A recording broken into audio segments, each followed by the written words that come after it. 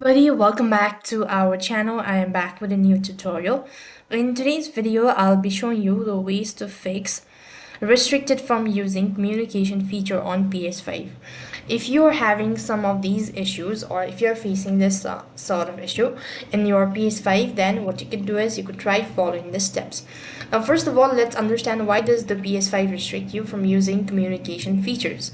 Now, some of it can be the parental control are enabled or console sharing and offline play setting is enabled.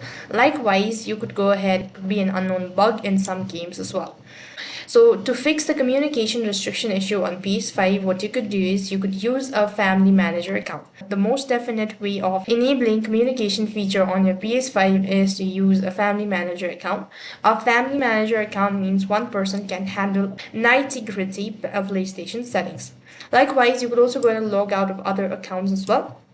If not, so in order to log out, you could just press the PlayStation button on your PS5 controller like this and go to the settings and account management and click the sign out button. Once you've done it so, this should be able to fix it all.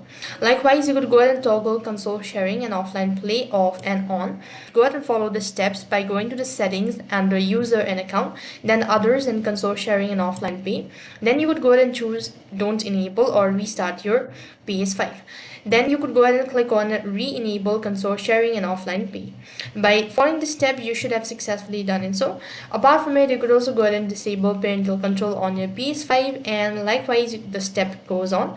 So you could come to this page and read about all of these information. That's all for this video. I hope the video was helpful. Make sure to like, share and subscribe to our channel. Thank you for watching. See you in the next video.